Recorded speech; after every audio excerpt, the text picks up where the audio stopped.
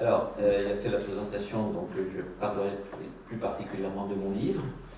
C'est un ouvrage que j'ai fait, en fait, suite à une manifestation qui s'est déroulée le 17 octobre 2023 à Ajaccio, puisque je suis militant de la CLÉ, Coordination de lutte contre l'exclusion, et François Pernin m'interrogeait beaucoup sur les coûts de l'énergie et le rapport à la pauvreté, que les gens n'avaient pas les moyens d'acheter, de se chauffer, etc., en disant l'énergie est trop chère. Et moi je lui ai répondu non, l'énergie n'est pas assez chère, en fait elle n'est pas à son juste prix, et le problème n'est pas tant de courir après la pauvreté parce qu'on ne la rattrapera jamais, il est plus intéressant de créer de la richesse et d'avoir des coûts réels et de dire la vérité sur l'énergie, les modèles énergétiques.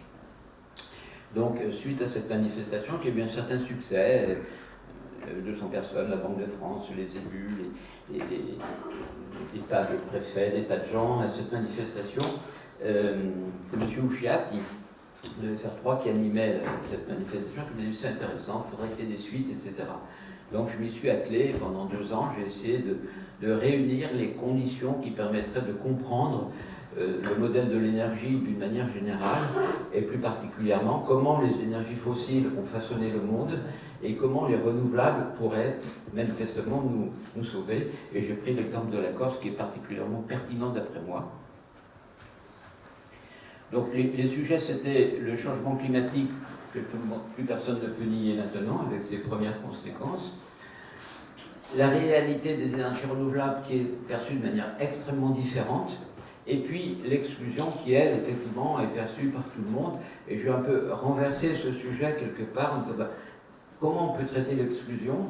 Déjà, en arrêtant de fragiliser les inclus, parce que les inclus vont devenir des exclus. Donc c'est vraiment le modèle de société. Comment les énergies renouvelables peuvent à la fois nous aider dans cette lutte et aussi pour le réchauffement climatique. Alors j'ai extrait quelques images du bouquin. C'est des illustrations qui me permettent de présenter un peu ma façon de travailler et de présenter mon postulat. Ce qu'il faut prendre en compte comme un fait avéré et incontestable, c'est que la population, pendant 2000 ans, a cru de, on va dire, 300% pour faire simple, et que par contre, en moins d'un siècle, ou en un siècle, elle a été multipliée par 7. Et que cet accroissement de la population a été permis en même temps par la révolution industrielle, par la maîtrise de l'énergie, par toutes les innovations, les progrès scientifiques qui ont été faits sur la santé, l'hygiène, etc. Et ce système qui est dépendant de l'énergie du feu, ce qu'on appelle la thermodynamique, en fait, s'est retourné contre la population par la pollution produite par beaucoup de conséquences sociales.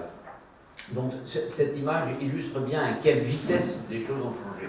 C'est un truc à prendre en compte tout le temps, c'est la vitesse à laquelle les choses ont changé et changeront encore plus vite. Donc on a été amené à consommer de plus en plus d'énergie fossile, puisqu'on avait quelques milliards de personnes qui toutes voulaient accéder à une modernité. Ça c'est une image qui est un petit peu ancienne, mais qui illustre, si vous voulez, la situation dans laquelle le pétrole a mis la Terre entière, le monde entier, d'échanges entre pays producteurs et de pays consommateurs, et cette espèce d'agitation, on pourrait dire ça comme ça, a façonné le monde, mais véritablement sur un plan géopolitique, sur un plan économique et sur un plan sociétal. C'est-à-dire que le pétrole est devenu la référence et son corollaire, la voiture. Alors on est maintenant à 100 millions de barils extraits chaque jour, consommés chaque jour, 100 millions de barils par jour. Alors le baril, pour la petite histoire, si vous ne savez pas ce que la définition de baril, eh bien c'est la contenance des tonneaux qui contenaient les harengs pour partir aux États-Unis et qui revenaient avec du pétrole. Donc c'est 254 litres. Voilà, c'est des tonneaux en bois qui contenaient 254 litres. Voilà d'où vient l'unité du baril.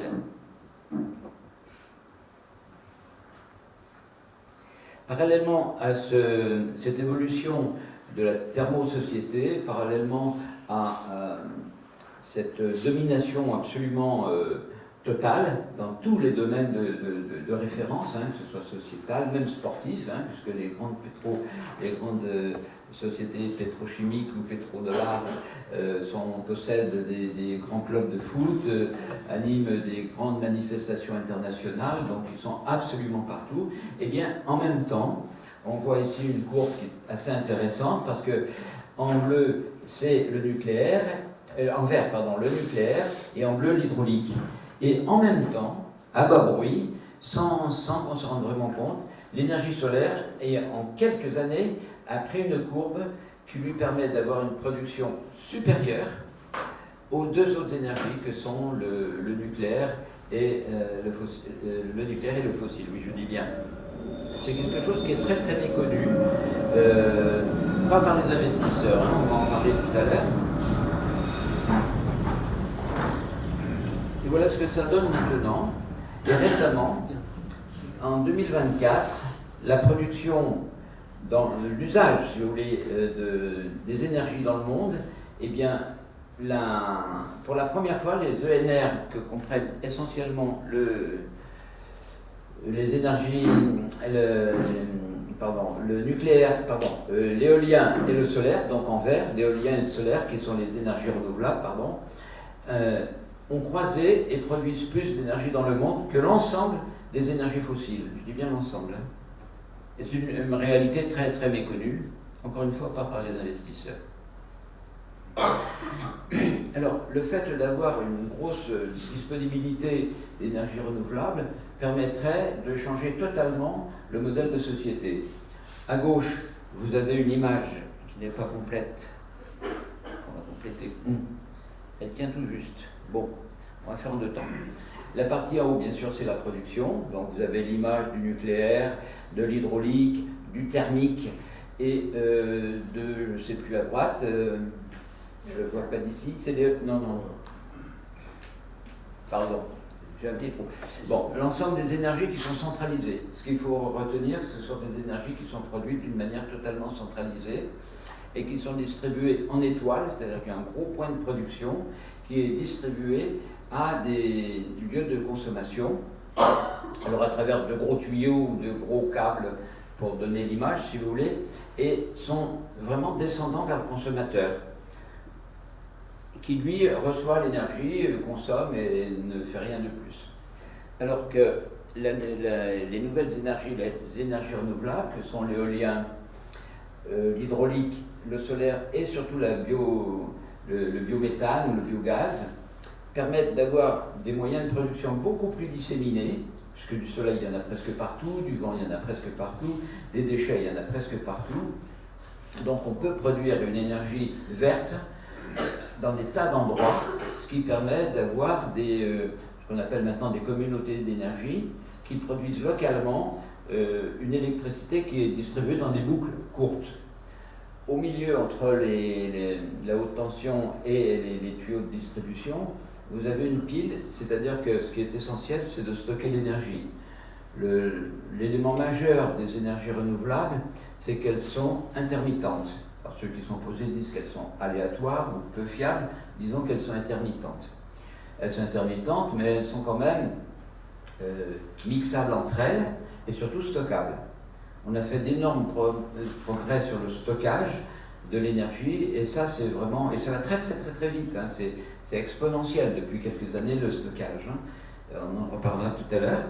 Donc on peut changer totalement de modèle et ça au plan mondial.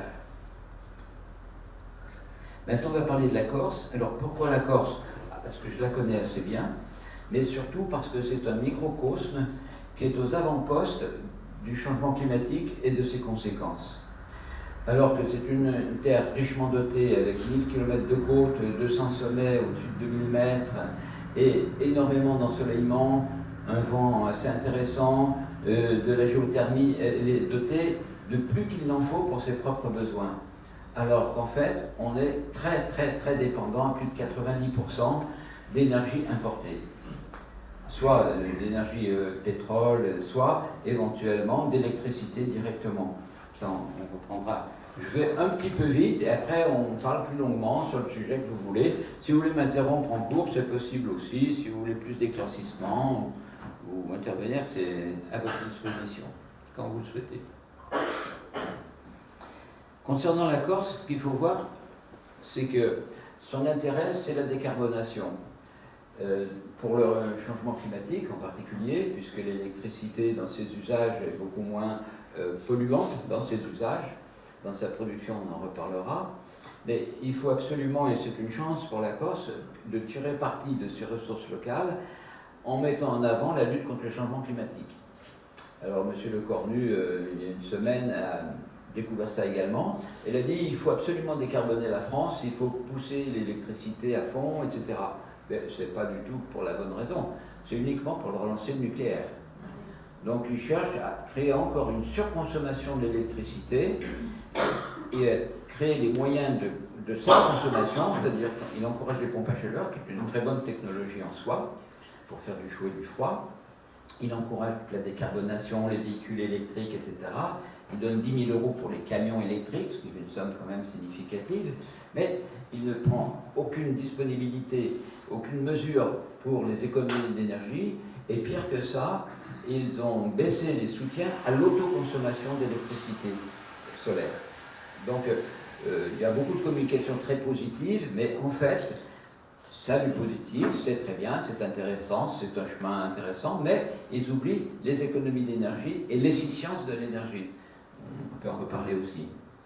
Alors donc, on voit ici en Corse, si vous voulez, de 2000 à 2010, en 10 ans, une très forte augmentation, après un peu intensement, et là un plateau, 2018-2000, plateau moyen, hein, avec la baisse de consommation due au Covid, hein, la pointe en bas qu'on voit là, donc en 2020, mais c'est extrêmement trompeur. Ce plateau-là, en fait, il est totalement trompeur et beaucoup de gens pensent qu'on consomme moins d'électricité en Corse. Alors, c'est relativement vrai, mais ça va complètement exploser pour des questions évidentes que je vais évoquer un peu. Et ce plateau est très trompeur et apparemment personne ne voit venir le coup. Voilà pourquoi principalement on va avoir une très très forte augmentation de consommation d'électricité. La sortie du gaz et du fioul, c'est 15 000 ménages qui doivent sortir du gaz parce que c'est une voie sans issue, enfin sur Ajaccio et Bastia, donc ce sont des gens, ça va faire 15 000 foyers supplémentaires qui vont consommer de l'électricité qui n'en consommaient pas avant. On a la mobilité légère, toutes les voitures électriques, ça avance très très vite, contrairement là encore aux communications. Lorsque j'échange avec des personnes, ils me disent c'est un passage, on va revenir au thermique. Certainement pas. Et le développement des voitures électriques ne va faire que s'accélérer. Et puis le très très gros consommateur, c'est la mobilité lourde. C'est-à-dire que tous les camions, tous les bus, les cars, etc. sont obligés de devenir électriques. Et donc on sait aussi que sur le plan des voitures, à partir de 2030, on nous dit oh, mais c'est formidable, 2035 pardon, c'est formidable, c'est été reporté. C'est pas vrai du tout. C'est simplement au lieu de 100%, c'est 90% des voitures électriques à 2035. Donc si vous voulez, il y a toujours des communications qui sont faites pour essayer de sauver l'ancien monde, en disant mais ça ne va pas si vite que ça, il ne se passe pas grand chose, c'est pas si intéressant que ça, pour essayer de tirer parti, d'extraire jusqu'à la dernière goutte de pétrole et de minerais, et en se moquant de l'avenir. Mais en fait, on est vraiment sur des dynamiques évidentes qu'il faut révéler, quoi, qui sont connues, qu'il faut aller chercher en termes de statistiques.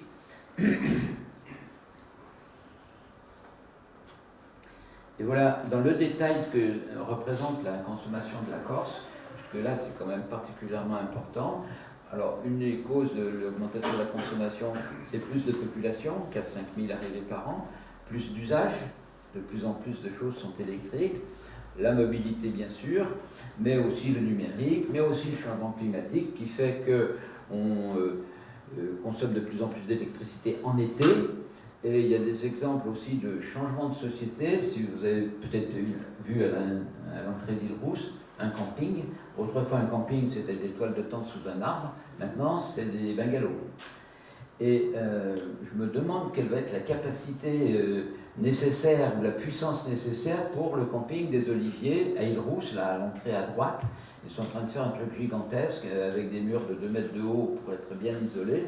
Mais à l'intérieur de ce que je peux en percevoir, c'est un très très grand nombre de bungalows et des systèmes très très énergivores. Bon, et ça, c'est aussi vrai pour toutes les résidences qui secondaires s'ouvrent en été, etc., etc. Donc le pic de consommation qui était autrefois en hiver sera en été. Et les centrales qu'autrefois on entretenait en été parce qu'on avait moins besoin d'énergie, ben maintenant on ne pourra plus les entretenir en été. On ne pourra pas les arrêter pour les entretenir. Donc on va avoir un vrai problème. Alors, de 2000 à 2021, pardon, là encore, hop, on a les légendes en dessous, le thermique, l'hydraulique, le photovoltaïque et les autres ENR. Alors il faut bien dissocier 2000, 2021, 2028. PPE, ça veut dire programmation pluriannuelle de l'énergie. J'ai contribué dans les années 2015-2018 lors de la réalisation de cette PPE. On en parlera encore si vous voulez. Donc il faut bien dissocier ce qui s'est passé ou ce qui est lancé jusqu'à maintenant 2028, demain, et ce qui va se passer très très rapidement. Et quelles sont les énergies qui sont susceptibles de répondre à ces besoins? Ben, il n'y en a pas 50. On parle de nucléaire et de small modular réacteurs, de petits réacteurs nucléaires, de quelques centaines de kilowatts ou de mégawatts, Et ces petits réacteurs nucléaires qui font 2 fois la taille d'un terrain de football à peu près, peut-être un peu plus, ne sont pas prêts. Ils ne sont pas prêts du tout. Alors techniquement, la solution, c'est de mettre un réacteur à Bastia, un réacteur à Ajaccio, et on règle le problème de l'énergie. Ça, de l'électricité en tout cas, et de l'énergie en général. Donc, ok, mais sous quel délai? Moi, je ne suis pas contre, a priori, tout bien, mais sous quel délai on aura des réacteurs en fonctionnement qui permettront de délivrer de l'électricité? C'est au moins 20 ans. Le problème, il est à 5 ans. Donc, sur la droite, ce que je développe un petit peu dans mon bouquin, c'est qu'effectivement, on a pris conscience en 2025 et qu'à partir de 2026, on a créé un grand plan de développement des énergies renouvelables, un grand plan de la maîtrise de l'énergie, et on peut aborder les années suivantes avec ces prévisions, où en 2030, on va avoir une consommation qui va être extrêmement augmentée au-dessus de 2000 mégawatts, mais la seule façon d'y répondre, c'est le solaire. Il n'y a pas d'autre solution sous la main. Les gens me parlent de barrages, etc., mais construire un barrage, c'est 25 ans, donc on ne sera pas du tout dans les délais. Et puis, à 2040, on va vraiment aller sur une consommation de ce type, et là encore, seulement l'énergie solaire peut y répondre. Alors, l'énergie solaire, on a dit, il faut la stocker, et un des meilleurs moyens de stocker les énergies alternatives, solaires ou éoliennes, c'est de produire l'hydrogène. Les Européens du Nord l'ont très très bien compris. Donc ils sont en train de construire des moyens de production d'hydrogène dans les pays du Maghreb. Et cet hydrogène sera acheminé en Europe du Nord à travers des pipelines. Alors, ça s'appelle des hydrogéoducs. Et on voit bien que venant du Maroc, on passe par l'Espagne, venant du côté de Tunisie, on passe par l'Italie, mais que la Corse n'est pas concernée. Trop petit marché, trop compliqué, peu rentable, elle n'intéresse personne. Je dirais même pas EDF d'ailleurs, qui est très embêté. Alors, j'attaque jamais EDF, surtout pas les salariés, mais la direction vraiment nationale, internationale.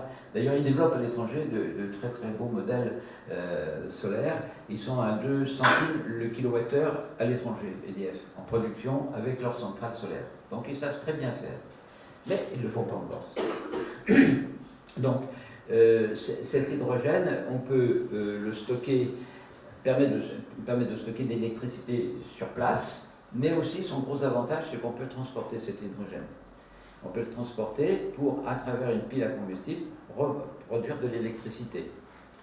Le meilleur moyen de transport à côté du réseau, c'est le train. Parce qu'un train permet d'éviter 40 camions. Donc il peut voyager la nuit, donc le train lui-même peut fonctionner à l'hydrogène. La seule chose qui sort, c'est de la vapeur d'eau. C'est ce qui se passe avec le bateau Alba à Bastia, du lycée maritime. Donc il y a un bateau à Bastia qui marche à l'hydrogène. On l'a inauguré le 15 novembre 2024. Donc il y a déjà quelques temps. Cet hydrogène est produit en Corse par Corsicazole à Folélie. Donc c'est quelque chose qui marche, qu'on sait faire. Et on apprend, ou on redécouvre que c'est la Corse qui était pionnière mondiale de production d'hydrogène en 2011-2012. M. Muzzi et Poggi ont effectivement démontré qu'on pouvait produire de l'hydrogène avec du solaire à Vignoles. Et cette installation marche toujours, mais elle vivote, on va dire. Elle n'a pas connu de développement, elle n'a pas connu un développement à échelle et un usage plus large. Et là, cette image est vraiment très très importante parce qu'on s'aperçoit qu'on va vraiment être isolé. Et ce que la PPE a mis en œuvre pour le moment, c'est le RICANT. Ah, ça va revenir. Il faut toujours un petit délai. Ça va revenir. C'est donc la nouvelle centrale du RICANT, dont on dit beaucoup de bien, qui va marcher aux biocarburants, qui ne sont pas du tout bio. Le pétrole est plus bio que l'huile de colza, je suis désolé, mais le pétrole, c'est bio. Et par contre, l'huile de colza, c'est une catastrophe parce que pour produire la consommation nécessaire de la centrale du RICANT, c'est l'équivalent des terres agricoles réservées par le PADUC, 100 000 hectares.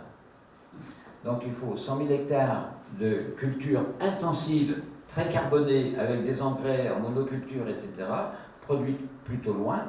On ne sait pas encore très bien où. On sait que ces graines de colza seront triturées à 7 et que l'huile de colza viendra en Corse. Mais on pense, et EDF commence à le dire, que cette centrale au biocarburant pourra marcher au fioul aussi. Donc je vous parie absolument qu'elle marchera au fioul. Et on nous a vendu depuis 10 ans le grand progrès du biocarburant, qui n'en est pas tout à fait un dans ces circonstances-là. Chaque fois, on peut avoir des solutions techniques, mais il faut les ramener au lieu d'exécution, aux besoins locaux. Je n'oppose pas une technique à une autre, pas du tout. Mais c'est la mise en œuvre. Alors, en bas, voilà, donc j'explique effectivement que c'est l'implantation qui vient. Je dois cette image à notre ami Bertrand ici, qui est un spécialiste de l'hydrogène. Alors, il y a quand même des raisons d'espérer très très fortes, c'est qu'il y a des communes qui ont compris. C'est le cas de Cozzano, en Corse du Sud, donc Jean-Jacques Ciccolini, qui a mis 12 ans pour faire la première centrale hydroélectrique de 50 kg, ce qui est tout petit. On alimente 3 maisons avec 50 kW. Et par contre, il a mis 3 ans pour faire une autre de 500 kg. Donc le village de Cozzano est autosuffisant en énergie.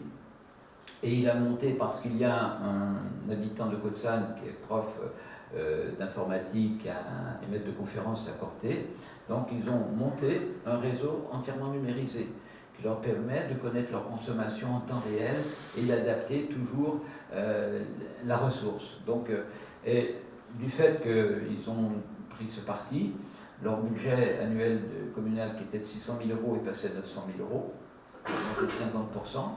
Comme ils ont des recettes régulières tous les ans, ils peuvent emprunter.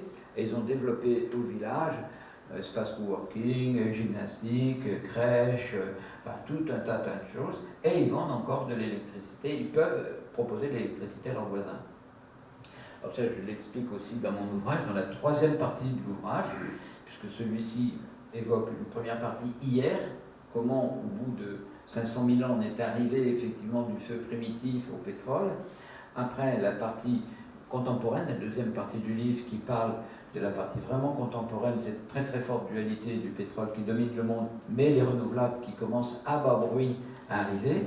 Et dans la 3e partie, je développe, pour être positif, les solutions. Et ça, c'est une des meilleures solutions pour effectivement aborder l'avenir.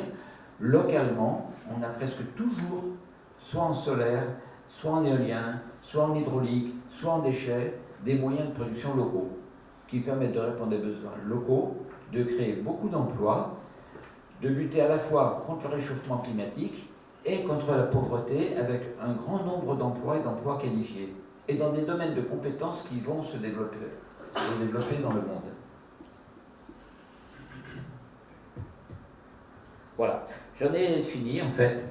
Ça, c'est une image qui évoque une Corse à peu près idéale, avec le risque effectivement d'avoir de moins en moins de neige à cause de la température, mais tout de même, on peut garder la Corse dans son état initial, on va dire, tout en mettant en œuvre des technologies nouvelles pour produire de l'électricité, un point de détail, c'est que très souvent, on demande aux énergies renouvelables ce qu'on n'a jamais demandé aux autres énergies. Il ne faut pas que ça se voit, il ne faut pas que ça s'entende, il faut pas, enfin, voilà, il faudrait qu'elle soit magique. Ben, non, il y a des moyens techniques à mettre en œuvre, il y a des conséquences. Quel est le prix qu'on est prêt à payer pour avoir une électricité? Bien, donc, il y a des efforts personnels et collectifs à faire pour satisfaire nos besoins. Voilà, donc j'étais un petit peu rapide, je préfère vous présenter ça rapidement et puis répondre à vos questions, si vous en avez. Parfois, certains d'entre vous ont des réponses, hein, par expérience. Donc, voilà, une présentation rapide, et ce qui m'a permis de faire cet ouvrage, qui a trouvé un certain écho, et j'espère qu'il vous intéressera, que vous pourrez le consulter, et j'espère que ça apporte quelque chose à tout le monde, et voilà, très simplement. Merci pour votre attention.